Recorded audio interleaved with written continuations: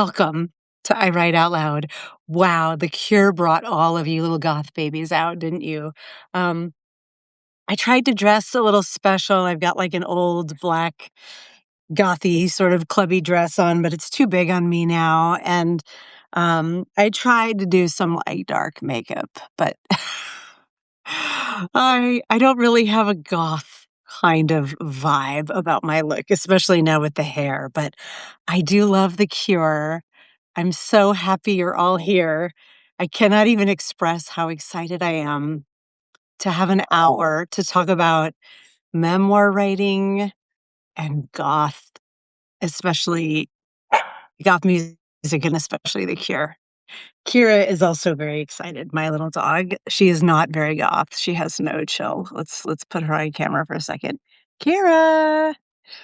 Let me give her a treat and then we will get started. I was gonna try to be very like vampy and like straight faced, but there's no there's no way I'm gonna be able to pull that off, me being me. Um, I just got your internet connection is unstable, like our democracy error. Um, Here you go, Kira. Let me just check one thing here. Oh, yeah, that might do the trick. Uh-oh. What just happened? Okay, there we are.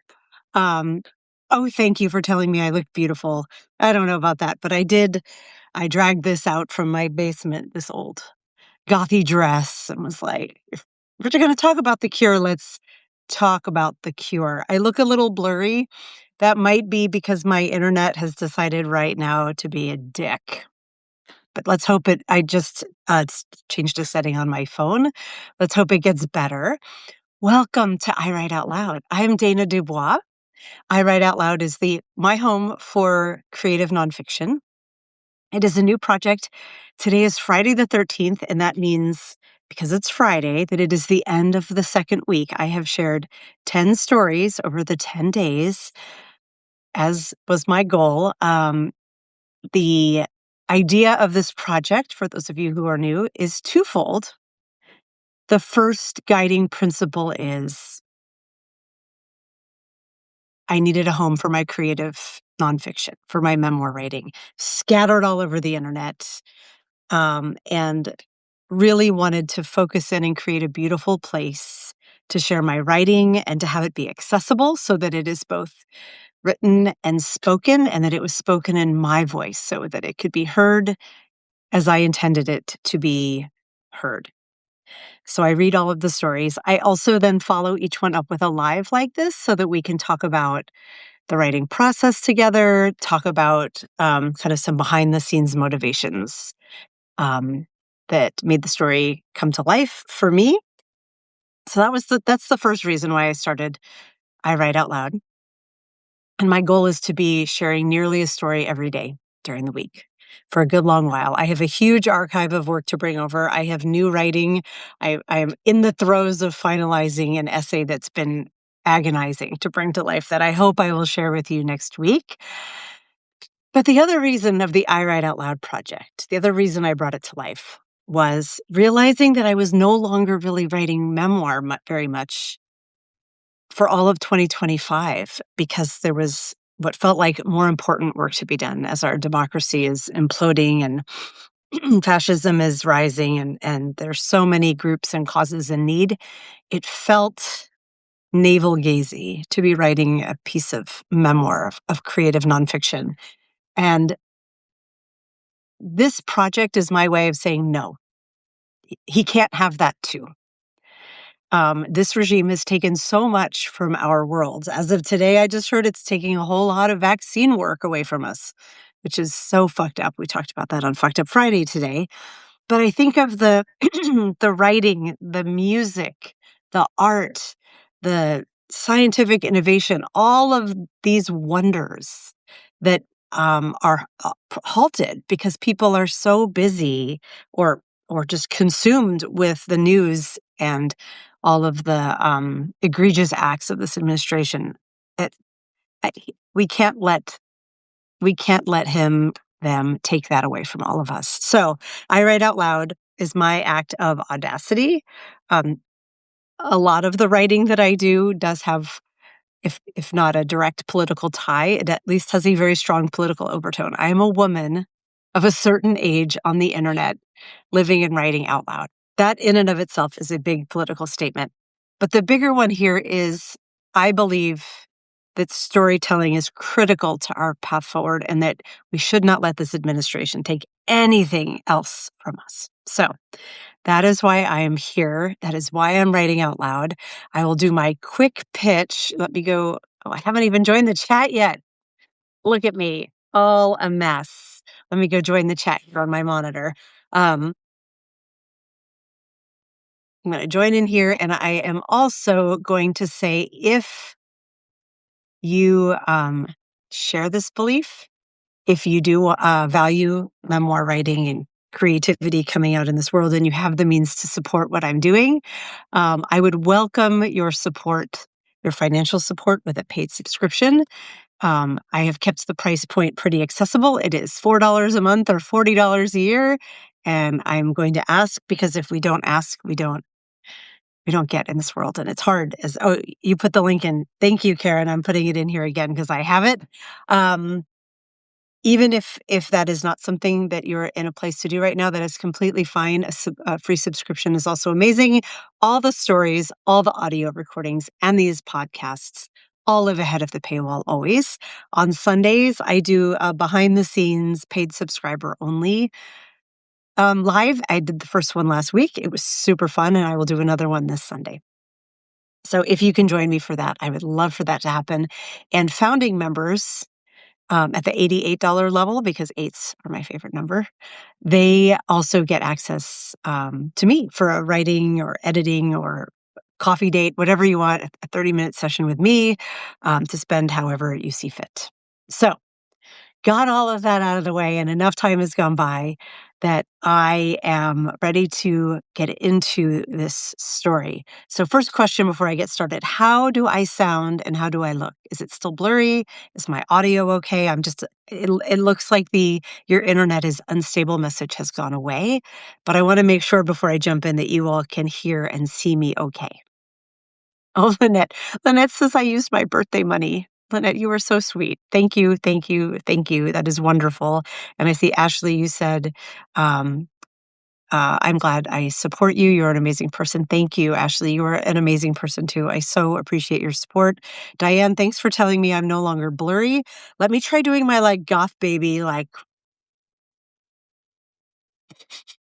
can't even hold the pose. Hold on, let me try it again. We're here today to talk about The Cure. Okay, that was me vamping a little bit. I am bad at that. And I'm so excited to talk about this story. Okay, another person, right? Razor's Edge just confirming I look and sound great. Thank you. So let's talk about this essay. I saw Karen put the link in the chat. Thank you, Karen.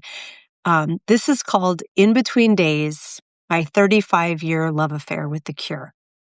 This week is what I dubbed Origin Story Week. So every story this week has been one from my early days of writing memoir, which just means a couple years ago. I'm still pretty new to this, but this essay is no exception. It's from summer of 2023. And the origin story here is this is the first time I used music as a memoir device, as a storytelling device. I have written about music plenty in the past. I founded a music website in Seattle in the early 2000s that I reference in the story because it's called Three Imaginary Girls, which is a Cure reference. Their first album is Three Imaginary Boys. But that was writing about going to see a live show or what a record or a new band sounded like or why I liked them. This was different. This was me using music as a device to tell a personal story about me. And it came to me in a flash, but it took, I think, months. It was definitely weeks, possibly months, to get this story out. It was a really hard piece of writing for me. And also, it was the first time I wrote memoir using present tense throughout. And I didn't set I didn't set out to do that consciously. Like, I read about using present tense and I want to try it. I just started doing it. And as I was doing it, I realized, oh, I want to do it this way because I'm using time travel and music to tell a story about me that is cohesive, but in a very bouncing way. I'm jumping from from timeline to timeline as the story goes on, but I write every piece of it in present tense because the way the story opens is I'm in my daughter's nursery when she's an infant. It's 2008, and this really did happen. I'm listening, I always had quiet music on in the nursery in those middle of the night nursing sessions. At 4 weeks, she hit a growth plateau. I know this now. It was a growth plateau where she was nursing almost around the clock. Like, she'd finish, she'd cry and be hungry again. I learned that babies do this when they signal they need more milk. I didn't know that at the time. I was just like, oh my God, my baby is voracious and I can't get up from this chair. So I was so exhausted and the hormones were all over the place, the ups, the downs. And it's the middle of the night and I'm in the nursery with my baby and the CD in the CD player, because this was 2008. So I was using a CD. It was a Rockabye Baby CD.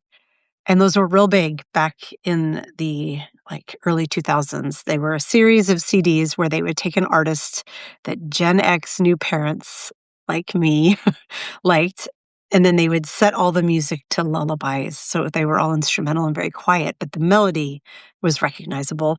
And this was Rockabye Baby, The Cure, and the song In Between Days comes on, which is one of my very favorite Cure songs. And I start sobbing because I'm hit by this wave of memory. All these different memories are hitting me. But the meta story was, oh my God, these are all of the things I have been up until now. And now I have this baby and I've lost me. What have I done? I'm never going to get back to being this person, this me version of me again, because now I'm a tired, exhausted mom with a baby. That's the opening of the story that I'm going to read shortly, because I think that's the piece of it I want to read. And then this story proceeds to go on in section by section to show each memory like a flashbulb.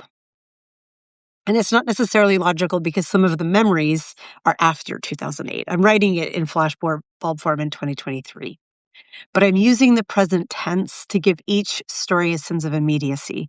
To say, like, I went to this and I did this happened in the past tense would have created a distance between me and the reader that I didn't want to have be there. So it's I think, a tricky way to write memoir. It's hard to write in the present tense about something from the past as you're rolling out a narrative. I, I'm really happy with the way this one came out. And I was at the time too. I still am in rereading it. But it was a fun plot device. I would love to hear in the chat, maybe at the end, because I can't talk very well and read the chat at the same time. I would love to hear if any of you have had similar experiences writing essays where you use the present tense to communicate a sense of urgency, or you shift time, but you tell all of the stories in present tense. That's a bit about the technique. I can hear my dog. Can you not do that? Yeah, she's showing off now. Let me, for just one day, my show will be sponsored by Nature Naws because, or sorry, yeah, no, Nature Naws. That's what they're called. If they're gonna hire me as a spokesmodel, I'm gonna need to get the product name right. Here you go. Chew on that. Hopefully that keeps her busy. She's gotten pretty quick at getting through those. Okay. So I have this story pulled up now. Sorry, my notes for this story pulled up now. Obviously, in this story, I am using The Cure as a through line, and it's touching down on each of these points in my life. And by doing that, I'm trying to convey this sense of art can outlast relationships or phases in life and moments in time. And also, it can help unite them under a common theme. And The Cure is a band that I first got into as a teenager. I actually didn't like them at first. That's part of the story. First, I thought Robert Smith's voice was super abrasive, which it is sometimes, but I didn't like it. But it was so compelling, I wanted to hear it again and again and again, until eventually I was like, "Oh, okay, I actually love this." Um, I'm guessing that this chat is equal parts people who enjoy memoir and people who love The Cure and wanna talk about The Cure. So, I should be making little notes here of we need to come back at the end, and we're gonna talk about our favorite Cure songs, or records. I came to The Cure during Kiss Me, Kiss Me, Kiss Me. That was the record where I first discovered them, and then I went back and heard their old stuff and have remained a fan over the years. Um, but The Cure The Cure has just been a touch point for me since I was a teenager, and it has somehow never become a nostalgia band. They still sound, even though the songs remind me of memories, they still sound really fresh. If I heard the songs today, for the first time, I would love them. And there are very few bands that I think can do that. I also love the idea of the phrase, that's the title of the Cure song, "In Between Days." And I don't know, obviously, I wasn't in Robert Smith's head when he wrote the lyrics, but to me, the in between days, I'm trying to phrase this carefully, like, it all depends what one is in between. And I think in the case of that song, I've heard it as, he's singing about a relationship, and that th the in between days, they could be the ones that are in between kind of major movement in the relationship, sort of the everyday days. But sometimes they're referring to, for me and for the story, transition in life, they're the in betweens. When I open that essay, it's an in between day, in between night moment because I'm in transition between coming to terms with my pre motherhood self and my motherhood, like fully accepting my role as mother. It's an in between day. Um, I have fallen in love, I have been divorced, I've had relationships begin and end. The in-between days are kind of the ones in my mind that are heavy, or at least, like, full of importance, and they help you get from one stage to the other. I think it's a beautiful phrase in that it can mean different things to different people at different times. So, I'm using it as a device in the story to denote the way that I am always becoming. And yet there are ways in which I am consistently and resolutely me throughout it. And in particular, in this story, it's about my journey as a mother and coming to realize that becoming a mother didn't make my before self die like I fear in the beginning. I don't lose that identity. That identity, I'm happy to say, is strong and evolving still. Becoming a mother has only added to it. Um, but there's that lyric in the song that I quote in the story that it couldn't be me and be, I know I was wrong when I said it was true, and it couldn't be me and be her in between without you.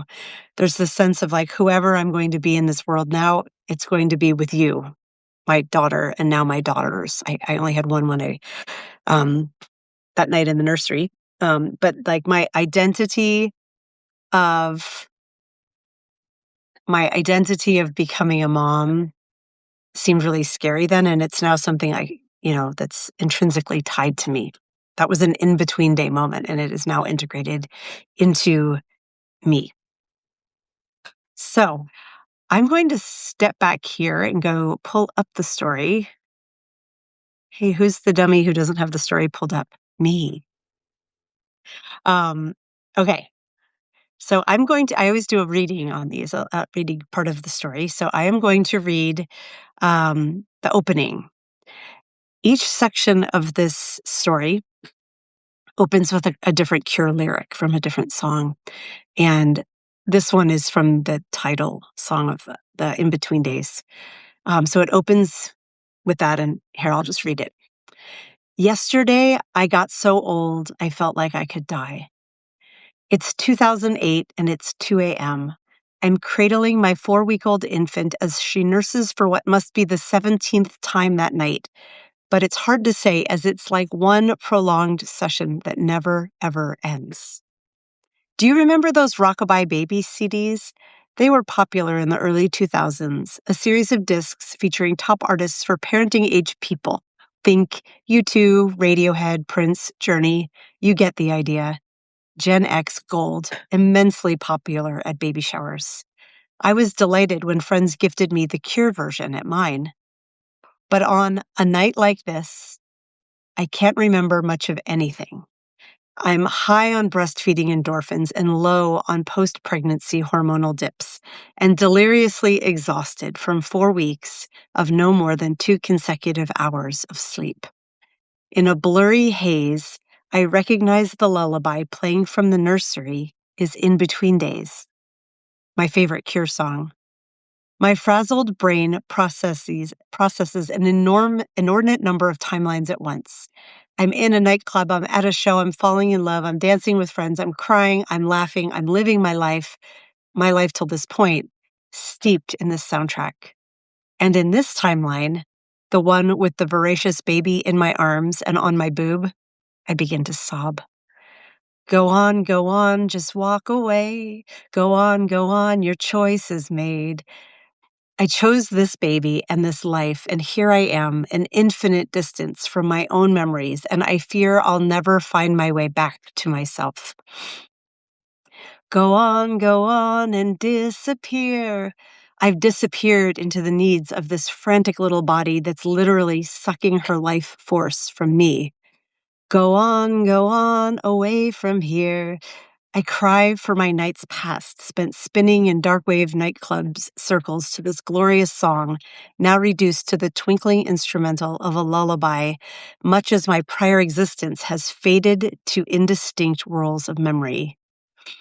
And I know I was wrong when I said it was true, that it couldn't be me and be her in between without you. My sobs turn to heaves and then to just breaths. I sigh, relieved. I'm still me, the same me of my memories. Now I am her, the mom I'm becoming. Me and her are one and the same, and we're both exhausted, but we're going to be okay. And wherever we go from here, I think, looking down at my nursing baby's head, I can't be me or be her without you.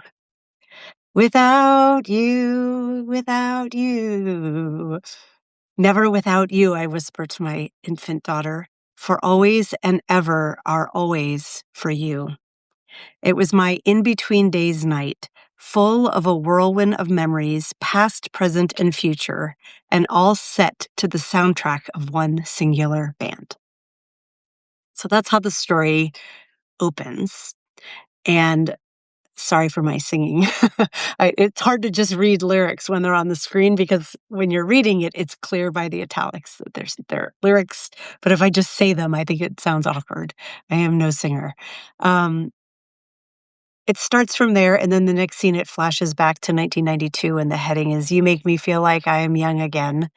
Um, so I'm not going to read the whole story. You can listen to my audio if you wish in the story, but this sets things up that we are going on a journey back through time, kind of in my hazy, hard state that I'm in that night. I've just had this, kind of outpouring of a moment after a first month of motherhood and all the exhaustion that involves.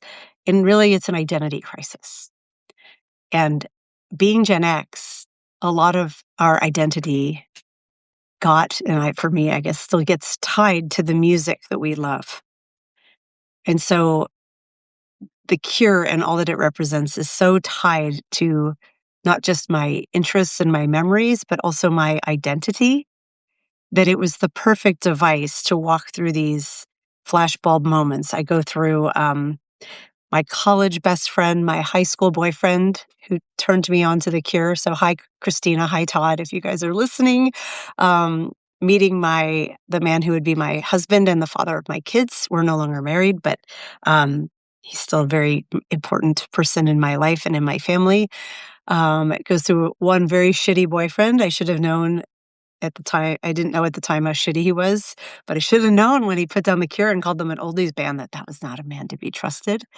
It goes through the founding of my website and how it began.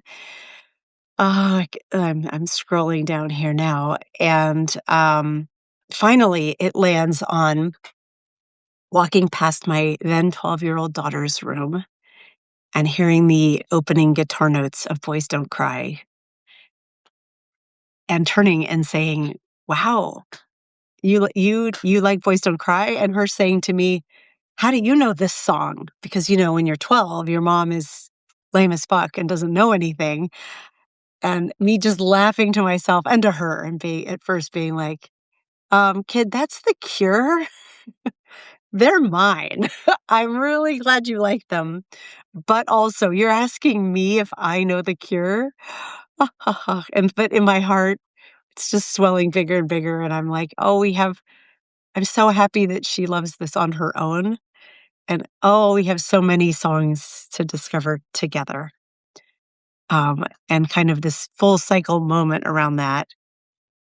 And then it ends in June of 2023. The final section is I am at a Cure concert with both of my daughters and their dad, because now we're all fans. And I'm detailing how wonderful the show was, because really they still put on an astonishing show. It was almost 3 hours, 29 songs, some of which at the time were, let's see, some of which at the time were brand new and hadn't been released yet. And they have since been released on Songs of a Lost World, which was a great record, like remarkable to put out something that fresh and that good that late in their career. But In Between Days is the second to last song, the penultimate song on the set, and it's an encore. And I guess I can read this part. It's very short. In between, they save their best known songs till the encore. In Between Days is second to last. As it plays, my mind drifts back to that fateful, fretful night in the nursery when I feared my baby represented an end to my authentic, creative, fun self. Now I know I was wrong when I said it was true. I'm so glad I had it so wrong. How could I have known of the joy, the color, the creativity, the immense love that fills my days, in between and otherwise, with you two in my life? It couldn't be me and be her in between without you, A and N. For always and ever will always be for you and The Cure. That's how the story ends. And there is a photo. I rarely share photos of my family, but if you look, you can see us at the Cure show.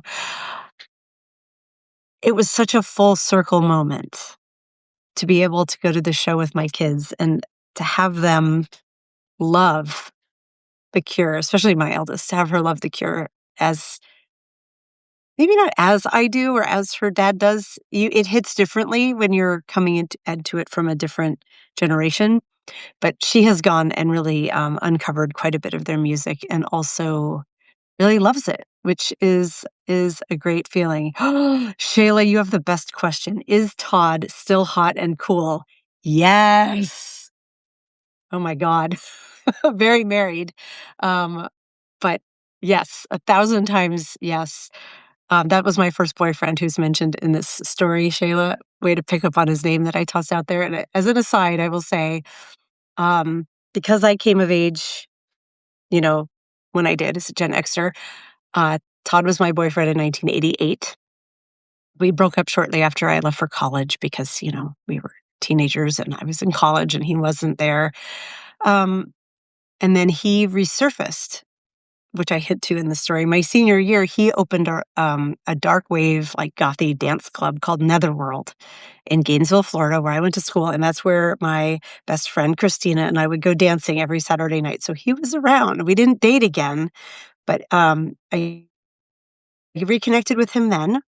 And then he disappeared because it was 1992 at that point. I graduated and there was no, way to keep in touch with people. There was no social media. For years, I wondered where Todd went. And I would, once Three Imaginary Girls launched, there were a few times where I would kind of name drop him, his full name, in case he ever Googled himself, so he would find me. And I ended up finding him in a really funny way. Oh my God, it's a really funny story. Do you guys? I forgot all about this. This would actually make a very funny written story. All right, I'm going to spill tea right here because I'm blushing about it. I went back to Florida to see my mom years and years ago when I was dating the man who would go on to be my husband. And my mom was still getting her hair cut by the woman who used to cut my hair when I lived there. And she was like, "Tracy would love to see you. You should come in." And I was like, "Sure, Tracy's great." And my mom was like, "Oh, this is going to seem very obvious when I tell the story, but it wasn't at the time, that I had to meet the guy who worked the desk at this salon because he looked so much like my boyfriend who was there with me, flew home with me for the first time to meet my family. And so we walk in to see Tracy, my former stylist, and my mom's like, "See, don't they look alike?" And there's Todd, because they do look a lot alike. I have a type, you guys. And here I am face to face with my first boyfriend, my first love, with the man I'm, going to be engaged to, unbeknownst to me, very quickly. And they're like the same build, similar hair, like they just look a lot alike. And my mom, I have no idea how. I mean, it had been a number of years, but had not recognized him after all these times of seeing him. And she's gushing about, don't they look alike? And I'm like, I really want to be like, oh my God, I've been looking for you for years. But I can't do that because I'm there with my boyfriend, and that would be really weird. So I have to be kind of cool. And I'm like, "Mom, do you not know who this is?" I'm like, "This is Todd, Mom. High school." I mean, she knew his name. She just didn't connect the two. And so then I knew Todd, and now we're friends on social media. And he has been married forever, and they have a son who's a little older than my eldest. And they all came out to visit a couple years ago, and we had a drink. Um, and he is a complete doll. And yes, he's still very good looking, and just a very sweet guy. Lots of tattoos. Um, if he's listening, I might be blushing a little, but yeah, he's great. So it was very good to reconnect with him, the magic of social media, and also the weird synchronicity of my mom identifying this visual resemblance. And yes, it does need to be an essay, though it feels like it would be really obvious. It would be a lot to try to convey. You all are getting a shortcut through the Cure essay, but maybe one day I will do that. And yes, I definitely have a type, Lynette. Tall, angular, skinny, pretty cheekbones, really pretty hands and forearms, and like sensitive, like brainy, good taste in music, kind, introverted guys. That's my type. Ooh, I'm all blushing. So there you go. You're getting some behind the scenes background. Some of the tea that I might normally wait till Sunday to spill. I had to spill it here because you asked such a perceptive question. So, speaking of questions, I'm looking at the time. We have lots of time for questions, which is good. And I'm looking at my notes here. I think before we go to questions, I'm going to say one thing of like the kind of meta theme of this story, one that's not overtly stated, but that is relevant, is longevity, right? This is a band that has been making art like making music for 40 years because I came to them a little late. And what does it mean to build something that lasts and something that will be meaningful to our kids and potentially even future generations? Clearly, The Cure has done that in spades, right? And then what does it mean to me as an artist, as a writer who's kind of writing down the bones, right? Writing my memoir. And at this point is creating a beautiful singular home for that work. It just really resonated of like, I think people create art for many reasons. And one of the ones layered in there, I think, I know it's true for me, is a wish to leave a mark, right? To say I was here and I contributed. I put something out into the world that I'm really proud of. Um, I have I would never have well, I should say would never have aspirations. It would be a wild aspiration to have the kind of impact that the cure has had and continues to have, but that idea of perpetuity and impacting multiple generations is I think just a beautiful one. Um, I can think of very few bands that have had such an ongoing, consistent, positive impact. They never made a record that sucked. They never had a band member go crazy and become a like rabid right-wing asshole or kill themselves. It's not really a joke, but I will blithely say, Gen Xers, we don't have we don't get to keep our heroes. They all either kill themselves or they end up as right-wing assholes. Um, and that's, I mean, largely true. But The Cure, like, unfuckwithable, right? I mean, I love the Smiths, I love their music, but I can't overlook what Morrissey has become. I don't think any of us can. But The Cure, like, never a scandal, never expressing horrible things. If anything, Robert Smith is like amazing. He's been married to the same woman since they were teenagers, or he's been with her since they were teenagers, married for a really long time. And when they toured 2 years ago, he took on Ticketmaster and forced them not to charge, exorbitant fees, like, with all the resale stuff that was going on. He really took a stand against Ticketmaster, like, he has an immense legacy, both musically and just as a human being. And I think that the members of the band have been pretty consistent over the years, like, they have an ongoing relationship, so that's a beautiful thing, right? That sense of longevity and perpetuity is wonderful. Um, Ashley's asking, "Have you written your memoir?" Girl, I'm writing it right now. This is in real time, day to day, story by story. I have not written one long memoir, but, I write out loud. This is my memoir project, right? This is it. So, it's a living project, and you're here witnessing it. Welcome. And I'm smiling too much. I'm gonna give another goth baby look. Okay.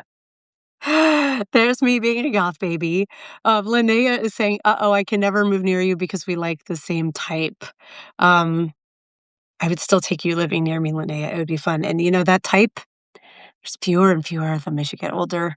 If only my type and your type, Linnea, was like dad bod, bald with a big thick beard. And flannel. At least here in Seattle, I would be drowning in options. Oh my god, I'd have a date every night of the week. But when your type is this, like, billowy, sensitive anyways, yeah. If only we were able to change our proclivities. I think some things are just hardwired, and the heart wants what the heart wants, and so do all of the other body parts. It's just the way it goes.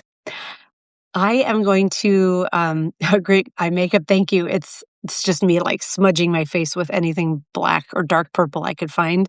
I don't really have eyes for makeup. They're small and they're, close set, and now they're hidden behind my glasses. So I did what I could, and I put on my very dark, here's me being an influencer. So this is the, Thrive lip crayon. It puts on this really nice, like, not quite lip stain, but this very bold lip. I'm really liking this light cure, very bold lip. You can see it comes in this nice bright turquoise tube. Okay, I'll stop now.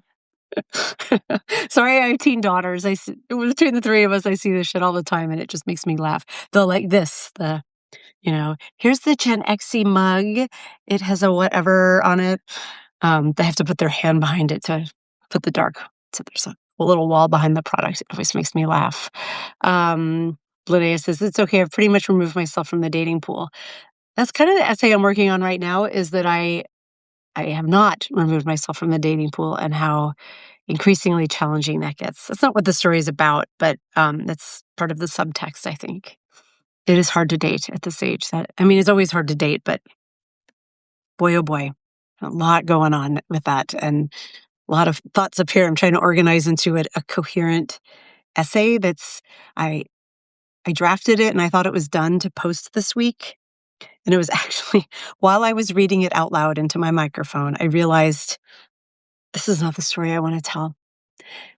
This is me processing recent past relationships yet again, and I don't need to do that. This is a cultural essay more than it is a memoir, and so I needed to step back and redo it. And it was only because I spoke it out loud that I got halfway through it and was like, nope, this ain't it. So the I Write Out Loud project has multiple intentions, I guess, and goals. And one of them is telling me when I haven't quite nailed the story yet. So, boy, it is not an efficient way to make a living, for sure. I was about to say it's not an efficient way to make art, but I don't think art is supposed to be efficient. It's supposed to be however long it takes to bring something to life. And for me, writing an essay, it takes a long time.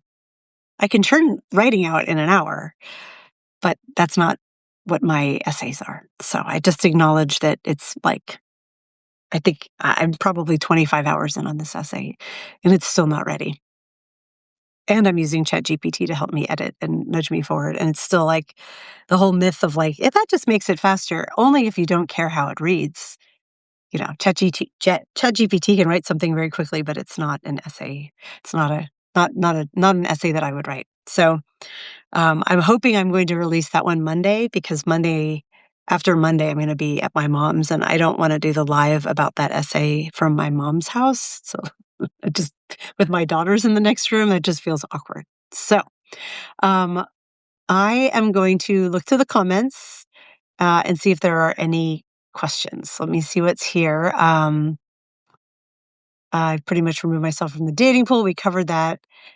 Have I discovered Laura Geller makeup yet? I have not, Shayla. You have to send me some links. It's great for our skin. Okay, yes. My skin needs all the help it can get. And it doesn't accent fine lines and wrinkles. Okay. I have to care about these things now. Linnea says, I have to read my work out loud. I catch most things when I do that. Yep.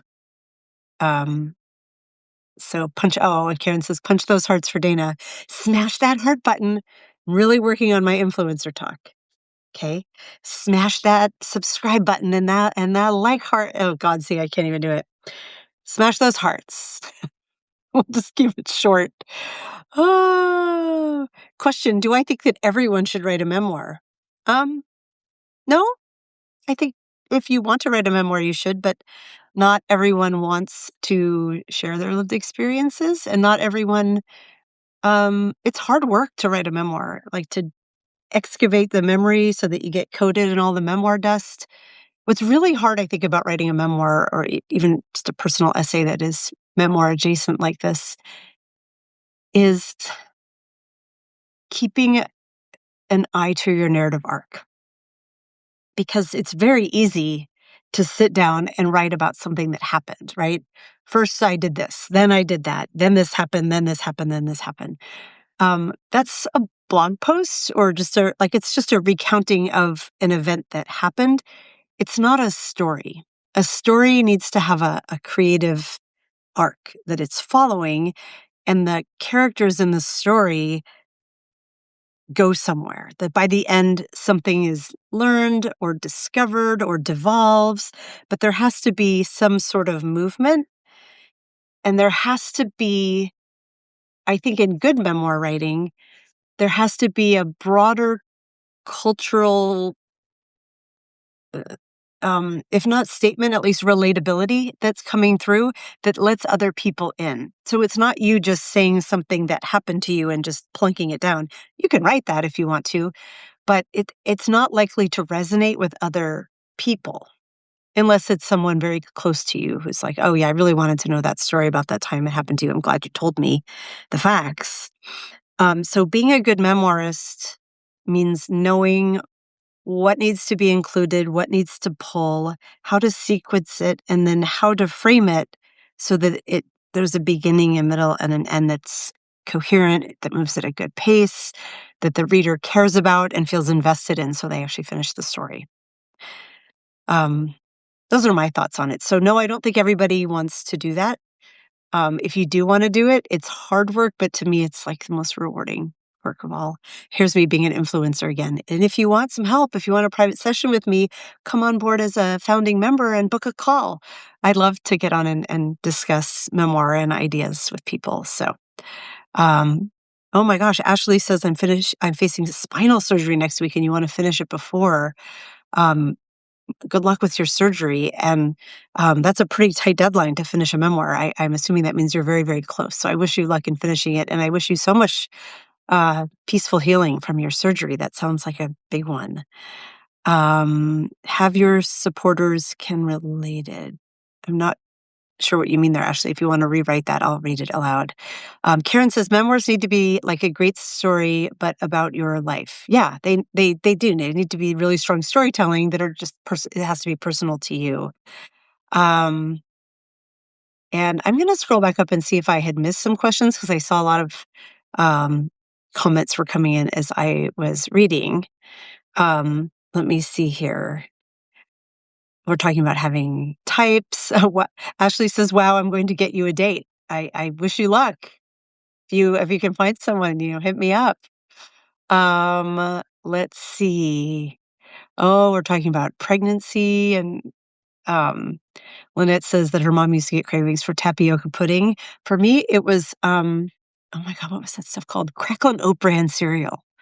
I ate it when I was a kid. I ate it a lot as a kid, and when I was pregnant the first time, like I could not eat enough of that cereal. I don't have an with whole milk, which never now. But when I was pregnant, like I drank it by the cupful. So your body knows what it needs.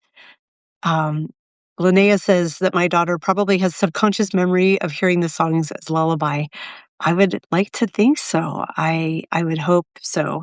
Oh, Christopher says, in the early 2000s, I remember reaching for songs I knew all the words to sing my baby son to sleep. And Just Like Heaven became the go-to song. Christopher, I love that. Um, Also, probably admitting more than I should, I remember going through all kinds of songs, like singing quietly to my baby. And somewhere I remember settling on Fucking Run by Liz Phair. I don't know why, but singing to my baby, whatever happened to a boyfriend? The kind of guy who tries to win you over. It felt very lullaby-like, even though the song is called Fucking Run. It is definitely not a lullaby, but perhaps she has subconscious memories of my renditions of Liz Phair as well. I feel like she's 18 now. She's really at a good age to get into Liz Phair. First time her heart gets broken, I'm sending her Exile in Guyville. And that's going to be that. Let's see here. I can't remember what I was listening to in 1987. I think just weekly top 40 pop songs. Yes, Lynette, I will also say that's not, it is actually in this story, but I haven't spoken about it yet, is that Todd, who's still hot now, the first boyfriend, he's the one who set me on the path of musical righteousness. And I have another essay about this that will eventually get published here. And it talks about my musical journey, because it starts with the band. Well, one of the starting points is the band Journey. I was really obsessed. The actual starting point is Barry Manilow, and I still love the shit out of Barry Manilow. Do not come at me making fun of him. I will cut a bitch. I love Barry. I really do love Barry Manilow. But Journey was like a favorite when I was a tween, and then Todd was the one, and then it was a lot of like arena rock, like REO Speedwagon and Def Leppard and all that kind of album. And then of course I was listening to Madonna and Michael Jackson and all of the things we were growing up on in the 80s. But it was Todd who made me 4 mixtapes while we were dating. I wish I still had them. There's possible my mom does in her storage unit. But those 4 Todd tapes introduced me to all the things. Love and Rockets and Bauhaus and Echo and the Bunnymen and the Smiths and all the songs from this era. And I remember at least 2 of them, possibly 3, as he made the mixtape, in between each song, he put little snippets of Monty Python moments from the movies and the TV show, and they were very funny.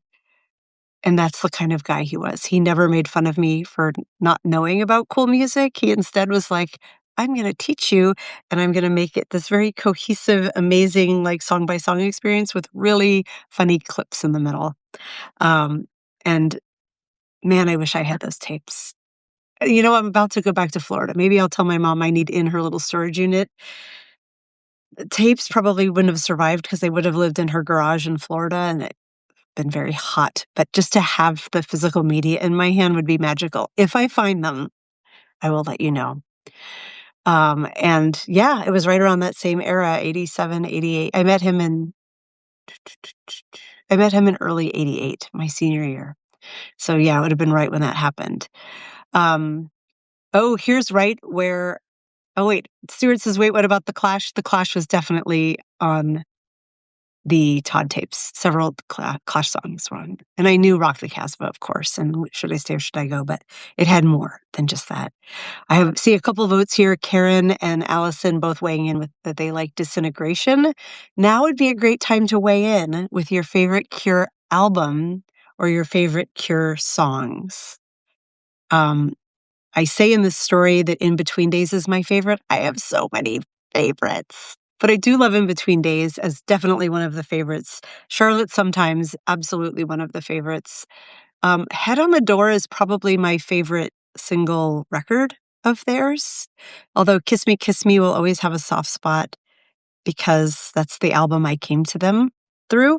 And I love A Perfect Girl off of that album, which I reference a few times in the course of this story. You're such a strange girl. It's such a good song. So I am looking here at the list here. Lynette says you can't do New Year's Eve without Barry Manilow. Am I missing something? What is New Year's Eve in Barry Manilow? Tell me, because I want this tradition. I want to take it on. Noble says if they've been in storage and out of humidity, they should be okay. They weren't. They were in a garage for years. They were in storage, but stored in the garage. So I think they would be gone. Lynette likes Just Like Heaven and Love Song. Yep, those are beautiful ones. Mine and Todd's song was Just Like Heaven, Huh. And it's funny because now, like, it's just, it was made into a Reese Witherspoon movie. It's a song that, like, most people know. But in the 80s, it was alternative. Like, that was not played on the radio. People did not know that song. So it felt special. But Pictures of You is Shayla's. Oh, Pictures of You is so good.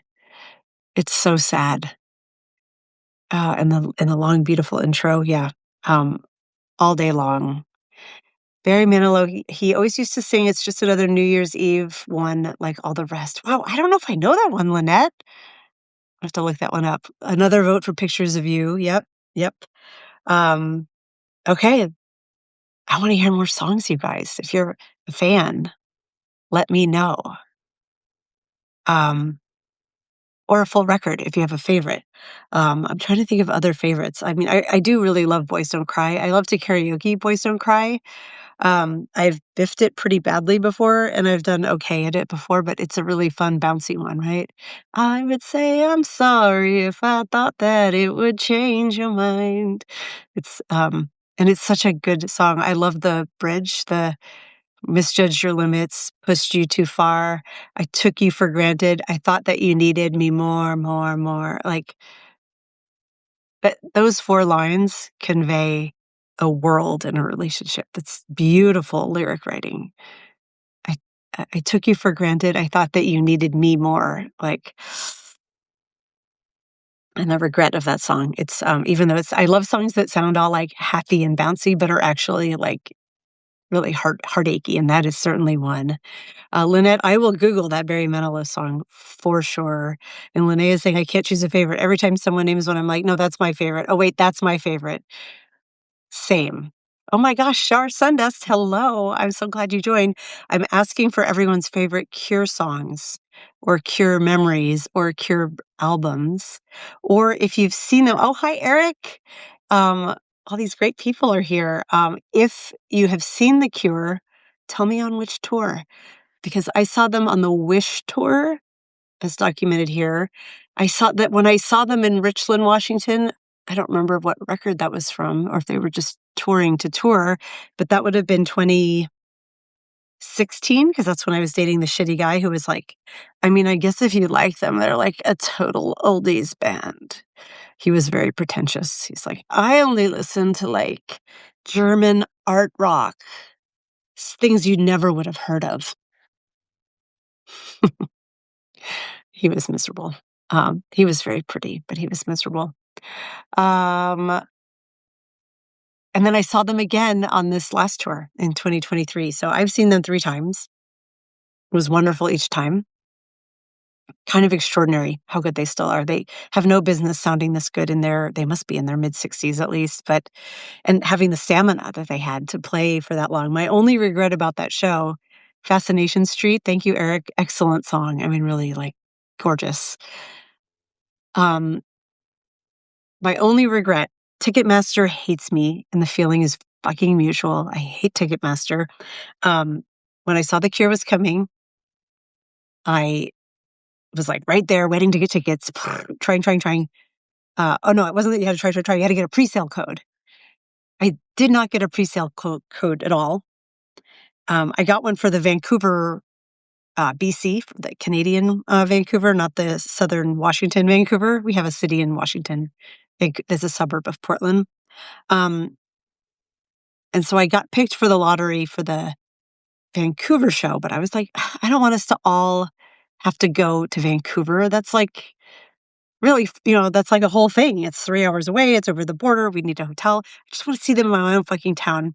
And so I bought third-party tickets through, like, Vivid Seats or whatever, and they were so expensive. When Robert Smith went through all that effort to make sure you couldn't get gouged for ticket prices, I paid a small fortune for really shit-tacular seats, like, way up in Climate Pledge Arena, which is, like, where the Kraken play hockey here. It's a huge arena show. I would have paid for tickets on the floor for The Cure. And I probably paid almost as much for those shitty fucking seats because it didn't pick my number. It didn't pick me for Taylor Swift for all those shows. Ticketmaster always hates me.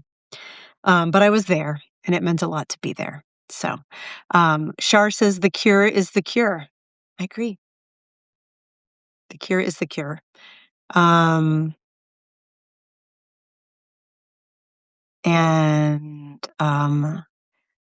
I see that there is a link here that Karen put in, but I'm not sure what that's to. So I'm going to open it and see because it doesn't have the name in the URL. Oh, it's a link to this story. Have you guys ever noticed? I'm sure you have. I don't know what to call the page, but um, on Substack, you kind of get this interstitial page, right? Where like you click and it opens, but it's like a nothing of a URL. It's just like a number. And then the title is hyperlinked and you have to click it again. And then you're in the story page. Do you guys know what I'm talking about? I don't know what that page is or why it exists, but I think it's clunky and weird. And that was what that link was for. Um, so, oh, Karen put in the link to my main Substack. Thank you. And that's one to the story. If you are a Cure fan or if you just appreciate this piece of memoir and my writing, I would love if you would restack it.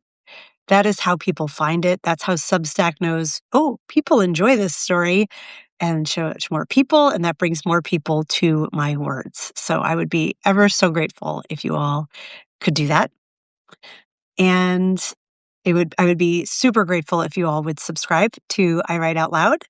If you are able, I would welcome any paid subscriptions you have. I'm getting really close to 100 paid subscribers. I know when you look at my profile, I have like a crazy ton of subscribers, but that's because of all of the publications I'm a part of. Dana Dubois Writes has had, until a couple weeks ago, just been languishing in the corner. But now, thanks to all of your support, I am just this many away from getting a check mark on my own. I have 94 paid subscribers. And that means the world to me. Getting my own check mark would be magical. Tomorrow's Valentine's Day. It would fill my heart with love. Today's Friday the 13th. It would make things spooky. So if you are able, it is only $4 a month or $40 a year to support. I would love it if you if that is not something that is comfortable for you right now, that is completely fine too, but I would welcome your free subscription too. That also signals that Dana Dubois Writes, I Write Out Loud is the place to be. This Sunday, I will be doing a special live for my paid subscribers and founding members where I'm going to give some dirt behind the scenes. I'm not entirely sure what dirt I kind of spilled a lot of tea about this story. I will dig up some more tea, and then I've got some from my stories, other origin stories from this week that I am eager to share with all of you. So if you do come on as a paid subscriber before then you get to join that conversation. And then next week, for a good part of the week, I'm going to be in Florida visiting family. To be frank, it might interfere with my daily podcasting habit. I'm not sure what's going to happen yet because I kind of need to see the rhythm I get into with my family once we're there. I will have stories queued up, but there's a chance I will not be able to be live every day because I'm fond of my family and I'm flying very far away to see them. So I should pay attention to them. Okay, all of that said, it is 2:00 here on the West Coast. So it's been an hour, and it has been a wonderful hour in conversation with all of you about the cure and memoir writing. Thank you so much for being here. I'm going to do one last gothy face. I can't even do it. Just makes me laugh every time. Thank you for wishing me a safe trip start that again. Thank you, Razor, for wishing me a safe trip to Florida.